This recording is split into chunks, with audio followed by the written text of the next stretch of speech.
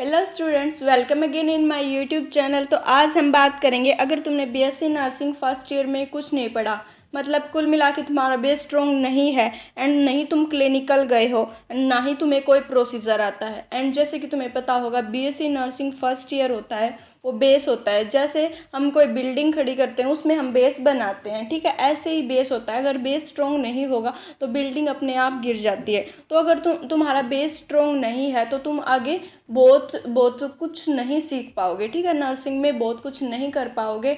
And तुम्हें first of all अपना base strong करना होगा।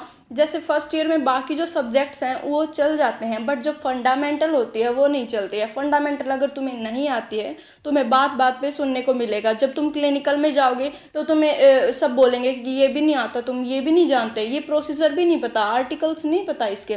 तो एटलीस्ट तुम्हें फंडामेंटल आनी चाहिए, अभी के हिसाब से भी आनी चाहिए। एंड आगे भी जब तुम कम्पिटिटिव एग्जाम्स में जाओगे प्रिपरेशन के लिए, वहाँ भी तुमसे फंडामेंटल ही पूछते हैं, ठीक है। जो स्किल्स टेस्ट होते हैं, मतलब जो इंटरव्यू होते हैं हमारे, उनमें तुमसे ये फंडामेंटल से ही क्वेश्चंस पूछे जाते हैं, सिर्फ फंडामेंटल से ऑलमोस्ट।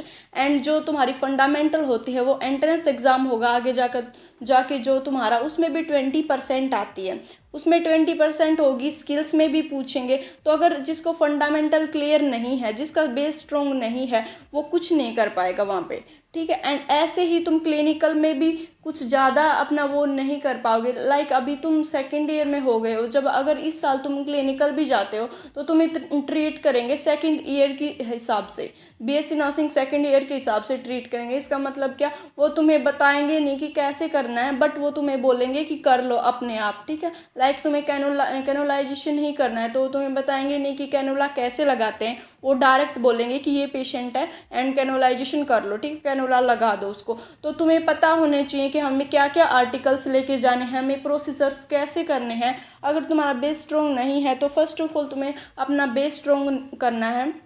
एंड उसके लिए मैं अभी क्या सोच रही हूँ, अगर सभी स्टूडेंट्स बोलेंगे तो मैं अभी तुम्हारे फंडामेंटल की स्किल्स वगैरह की, सिर्फ प्रोसीजर्स वगैरह की क्लास स्टार्ट करेंगे। फंडा का तुम्हारा बिल्कुल बेस क्लियर कर दूंगी मैं। अगर तुम चाहोगे तो ज़्यादा से ज़्यादा स्टूडेंट अगर रोज़ क्लास अटेंड करेंगे तो हम डेली प्रोसीजर्स करेंगे एंड उनसे क्वेश्चंस भी करेंगे। एंड डेली जो प्रैक्टिकल में कैसे करते हैं हम उनको भी समझेंगे, ठीक है। एंड कौन से आर्टिकल्स हम लेके जाते हैं, क्या करना होता है, ठीक है, सब कुछ हम अगर तुम चाहोगे तो हम सब कुछ कवर कर लेंगे।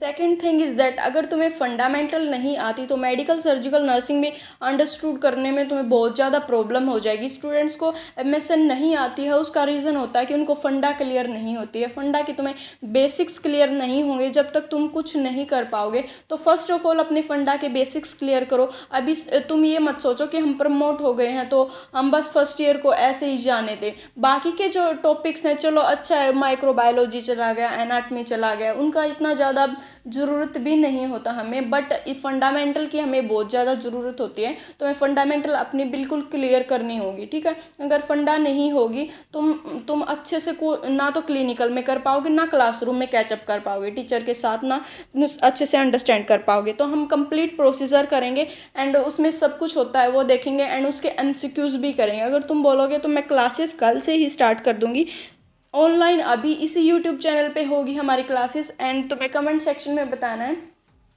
कि कैसा लगा तुम्हें ये आइडिया। एंड मिलते हैं नेक्स्ट वीडियो में, तब तक के लिए चैनल को लाइक कर देना, शेयर कर देना, सब्सक्राइब कर देना, ताकि जब भी मैं वीडियो अपलोड करूँ तुम्हें पता चल जाए। एंड इंस्टाग्राम पे फॉलो कर सकते हो, वहाँ भी कोई क्वेरी वगैरह तुम पूछ सकते हो।